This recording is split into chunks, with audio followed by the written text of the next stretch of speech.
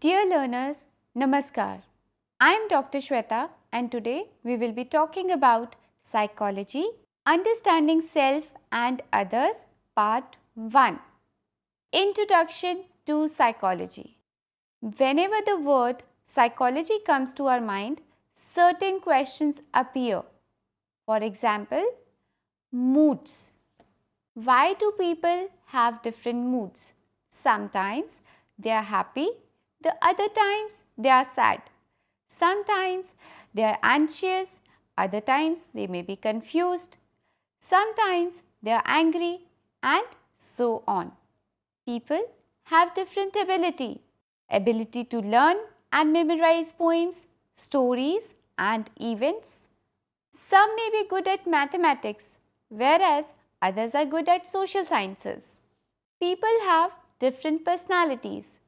The powerful effect of leaders on behaviors of followers. What is the charisma in these leaders that leads the followers to follow them? Behavior in groups, conflict, cooperation. Which means when they are working in groups, how do they cooperate? Or why does conflict happens? Depression, hyperanxiety. People may suffer from stressful events in their lives. All of us remain curious to know about the causes of these happenings and try to make sense in our own ways. Our understanding is often based on beliefs and personal experiences which may not be true. The knowledge gathered in this way cannot be used to formulate theories or to solve problems faced by people in their lives. We need dependable and relatively accurate understanding of principles describing the working of human mind and behavior.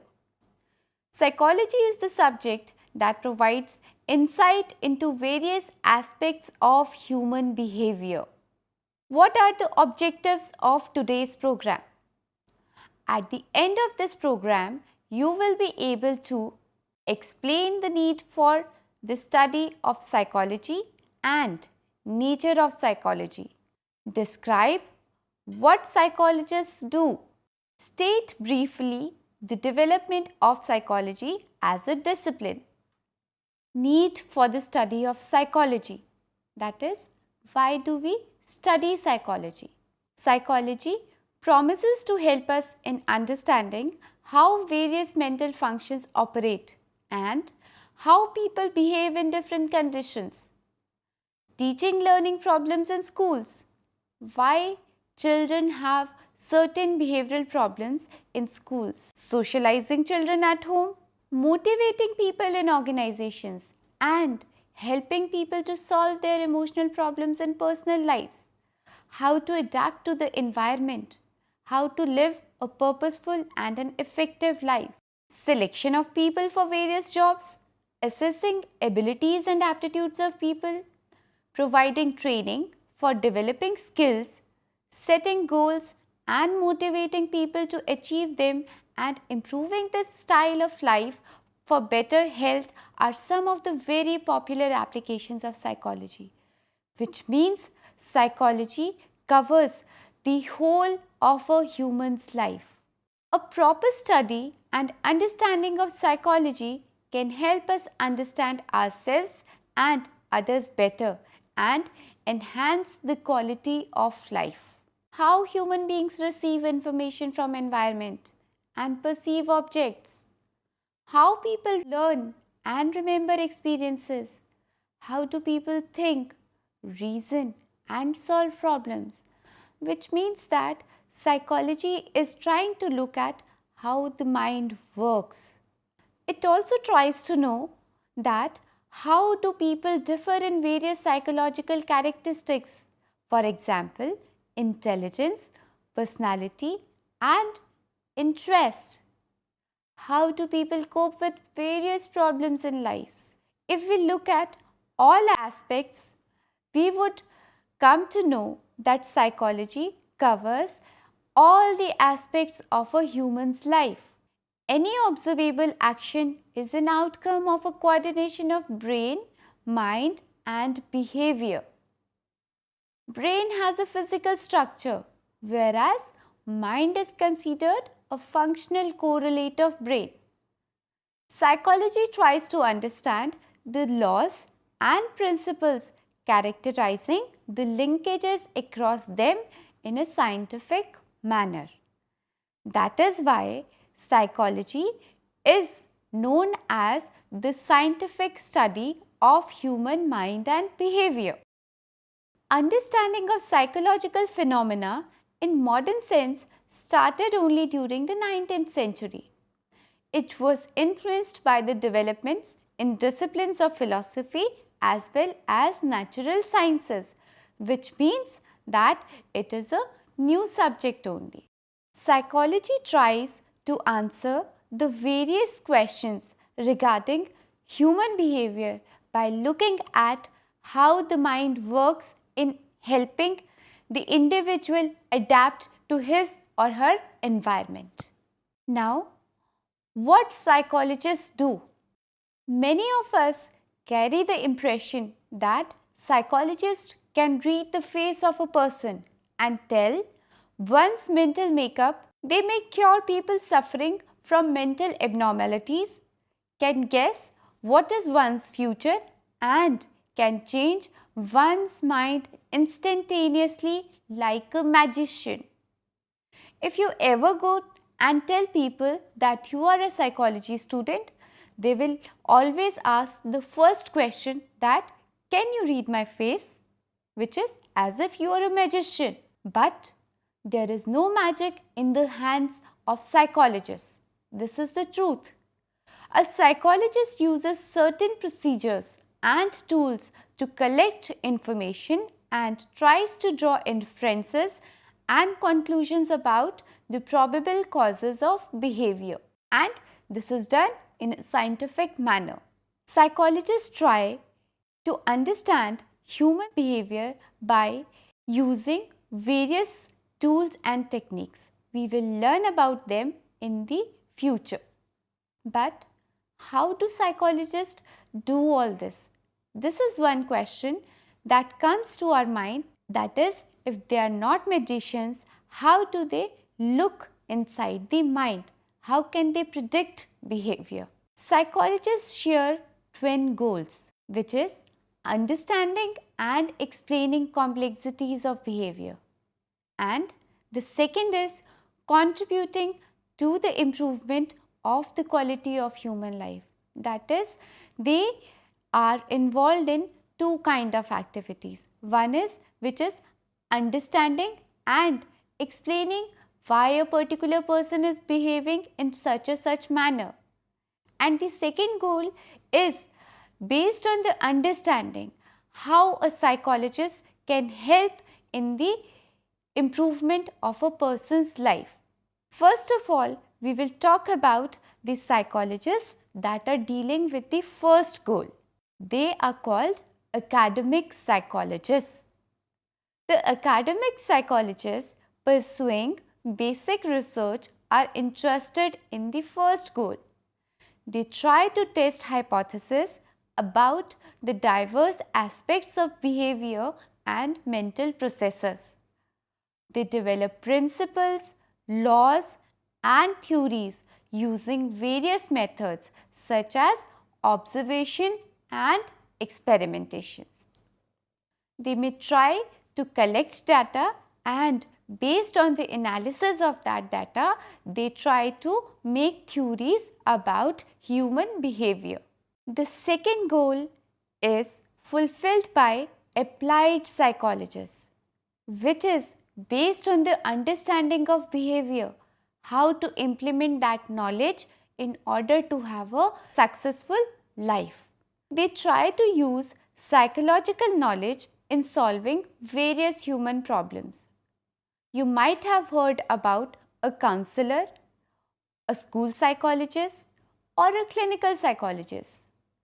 They are engaged in activities like counseling, therapy, personal selection, career guidance, consultancy in organizational behavior, consumer surveys, and psychological assessment and training in various skills.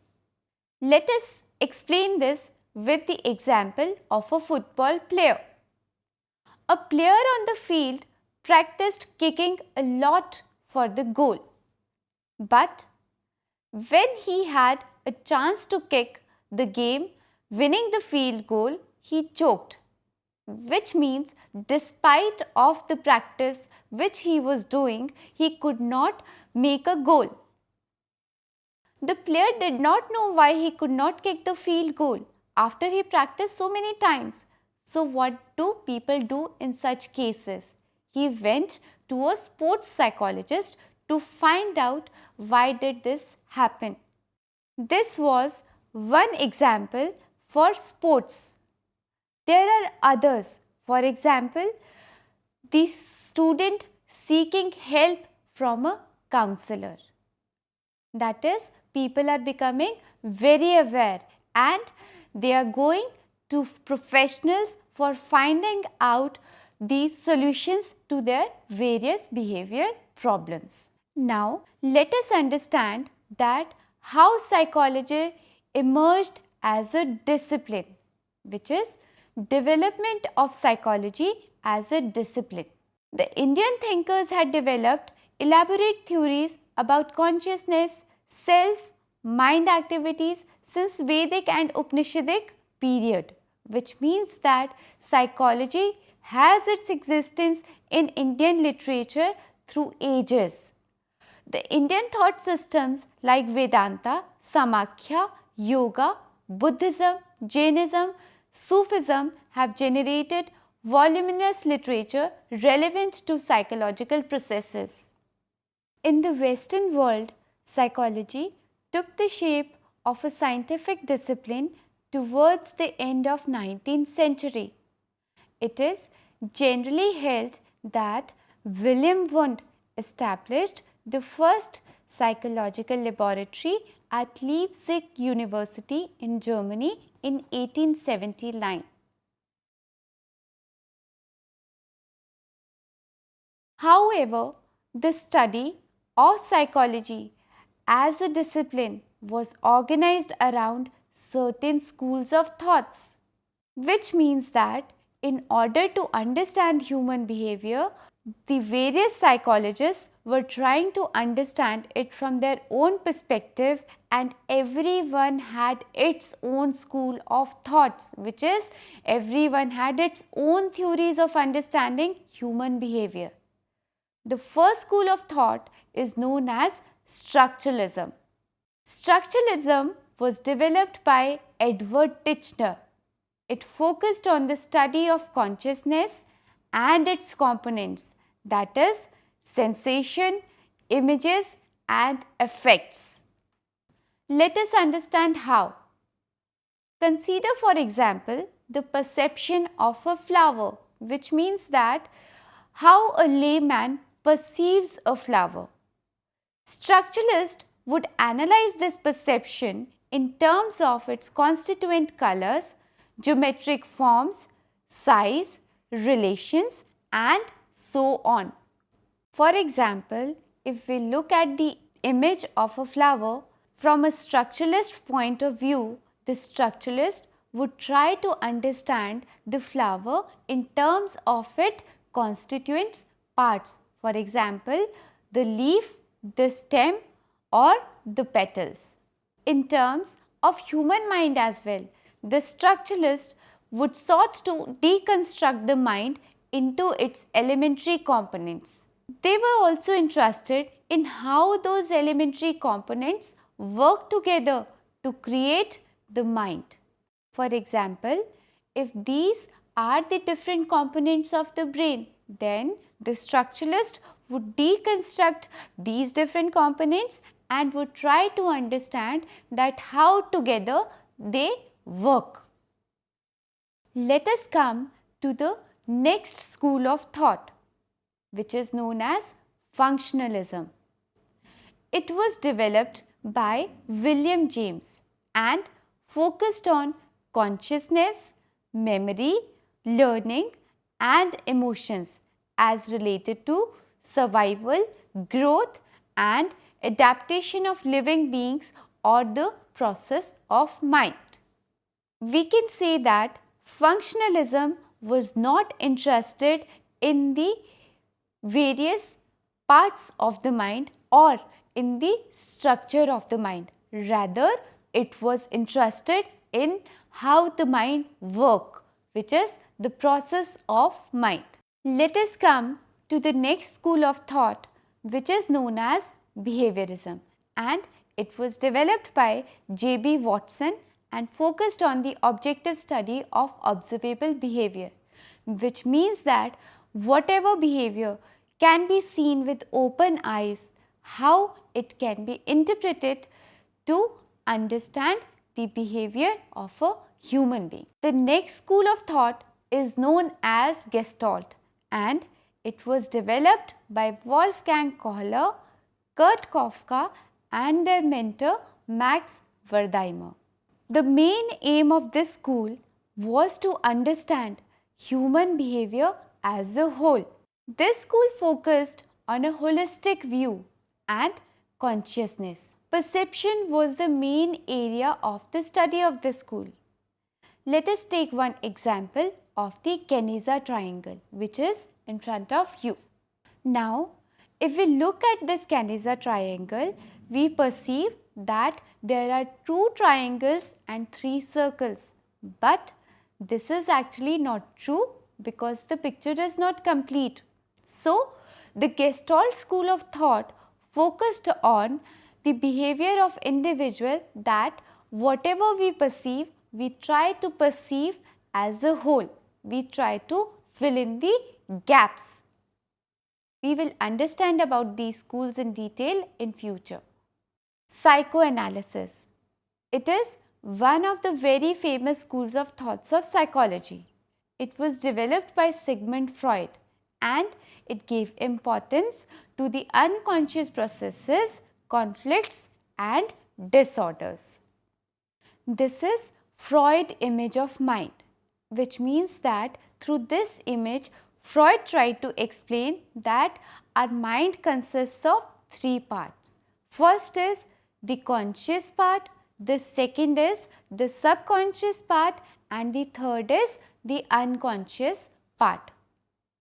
According to Freud, the 80% of the mind is unconscious, and whatever we do, it is because of those unconscious desires. Unconscious means we are not aware of those desires consciously, and whatever we do is related to those unconscious desires in mind. These were certain schools of thoughts of psychology. The era of schools provided great opportunity for the diversification of psychology. However, it was felt that none of them could explain psychological processes in totality. So, the next school of thought which came is known as cognitive psychology. The recent movements include emphasis on information theory and computational models which characterized cognitive revolution. The neural processes and role of cultural processes in shaping psychological functions are now being studied vigorously, which means that in order to understand human behavior, the neural processes, which is what goes on in the mind, as well as how the cultural influences an individual is now being studied. That is, we study the environment as well as the processes of the brain in order to understand the human behavior. In modern India, psychology started at Calcutta University in 1916. Dr. N.N. Sengupta was the first head of the department. Shri Girendra Shekhar Bose succeeded Dr. Sengupta. The Indian Psychological Association was founded in 1924 and Indian Journal of Psychology was started in 1925. The Lumbini Park Mental Hospital at Calcutta was founded in 1905. 40. With this, I end up for today's discussion. Thank you.